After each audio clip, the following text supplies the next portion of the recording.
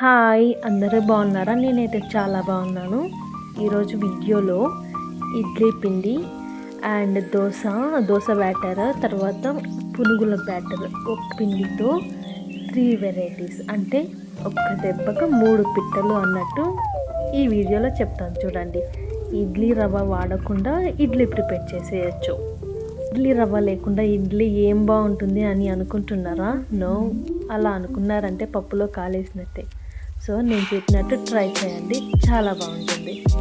ఏం లేదు, మనకి రేషన్లో బియ్యం ఇస్తారు కదా, అవి ఒక 3 గ్లాసెస్ తీసుకోండి. మనం ఇంట్లో వండుకునే సన్న బియ్యం ఒక 2 గ్లాసెస్ తీసుకోండి. అండ్ మీకు ఇంట్లో పెద్దవాళ్ళు ఉంటే తెలిసే ఉంటుంది ఉప్పుడు బియ్యము. సో అది ఒక 2 గ్లాసెస్ తీసుకొని 3 to 4 టైమ్స్ వాష్ చేసి గ్రైండ్ చేసుకోండి. మార్నింగ్ లేసుకుని ఇలా పిండిని చూసారంటే సూపర్గా పులిచి ఉంటుంది, చాలా బాగుంటుంది కూడా. ఓకే, ఇప్పుడు మనం ఇడ్లీ వేసుకున్నా, పునుగులు వేసుకున్నా, తర్వాత దోశ వేసుకున్నా చాలా అంటే చాలా బాగుంటుంది. సో ఇంకోటి ఏంటంటే, ఇప్పుడు మొత్తం పిండిలో సగం తీసి ఫ్రిడ్జ్లో స్టోర్ చేసుకోండి. మీకు కావాల్సినప్పుడు దోశ రెడీ చేసుకోవచ్చు. అండ్ మనం నైట్ గ్రైండ్ చేసినప్పుడు ఎలాంటి సాల్ట్ అండ్ షుగర్ అవ్వచ్చు అండ్ సోడా అవ్వచ్చు ఏం యూజ్ చేయకండి. అలాగే క్లోజ్ చేసేయండి ప్లేట్. తర్వాత మార్నింగ్ మనం తగినంత పిండి తీసుకొని దాంట్లోకి కొంచెం సోడా, కొంచెం షుగర్, తర్వాత కొంచెం సాల్ట్ యాడ్ చేసి మనకి కావాల్సిన కన్సిస్టెన్సీలో పిండిని కలుపుకొని ఇడ్లీ వేసేసుకోవాలి. ఓకే, ఇడ్లీ అయితే చాలా సాఫ్ట్గా వస్తుంది. సో ఇప్పుడు ట్రై చేయకపోతే ఇలా ట్రై చేయండి, మీరు అసలు నమ్మలేరు, అంత బాగుంటుంది. ఒక్క పనిలో ఒక 3 డేస్కి తగ్గట్టు టిఫిన్ కూడా రెడీ అయిపోతుంది ఒక్కసారిగా.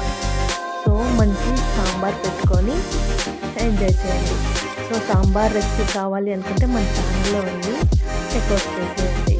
ఓకే, తర్వాత నేను ఇడ్లీ వేసిన తర్వాత ఆ రోజు నైట్ పునుగులు కూడా వేసాను, చాలా బాగున్నాయి. సో ఆయిల్ వేసుకునేసి పునుగుల పిండి కూడా నేను రెడీ చేసి పెట్టేసుకున్నాను. ఆనియన్, పచ్చిమిర్చి, కరివేపాకు అండ్ కొత్తిమీర కూడా వేసుకోండి. నా దగ్గర ఆనియన్, పచ్చిమిర్చి అవైలబుల్ ఉంది కాబట్టి అవి 2 యాడ్ చేసుకొని నేను పునుగులు రెడీ చేసుకున్నాను. సో ఇలా సింపుల్గా చేసుకోండి. తర్వాత క్రిస్పీ దోశ, కొంతమందికి సాఫ్ట్ దోశ ఇష్టం, కొంతమందికి క్రిస్పీ దోశ ఇష్టం. క్రిస్పీ దోశ ఎలా చేయాలి, సాఫ్ట్ దోశ ఎలా చేయాలో నేను చెప్తాను, ఇలా ట్రై చేయండి. సో మనకి క్రిస్పీగా దోశ కావాలి అంటే ఫస్ట్ మనం ఆయిల్ అన్నది అప్లై చేయకండి, ఫస్ట్ దోశ వేసేసి సో క్రిస్పీగా చేసుకోవచ్చు.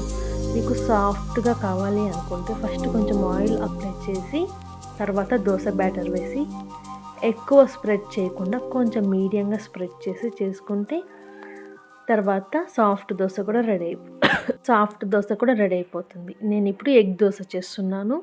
ఒక ఎగ్ తీసుకున్నాను, తర్వాత టమాటో కారం కొంచెం వేసుకొని మంచిగా స్మాష్ చేసి ఎగ్ దోశ ప్రిపేర్ చేసుకున్నాను. సో తర్వాత నేను ఒక ప్లెయిన్ దోశ కూడా వేసాను. ఒకసారి చూడండి, సేమ్ పిండే నేను యూజ్ చేశాను. సో కాబట్టి మీతో షేర్ చేస్తున్నాను, దోశలు ఎలా వస్తాయి ఏంటి అని అనుకోవచ్చు, చాలా బాగా వస్తాయి. నేను ఎలాంటి రవ్వ యూజ్ చేయలేదు. ఇడ్లీ, పునుగులు, దోశ, ఎగ్ దోశ, ప్లెయిన్ దోశ చాలా బాగా చేసుకోవచ్చు. సో ఎవ్వరు కూడా రేషన్ బియ్యంని వృధా చేయకండి. ఓకే, బయట చాలామంది 25 రూపీస్కి కేజీ అలా అమ్మేస్తున్నారు.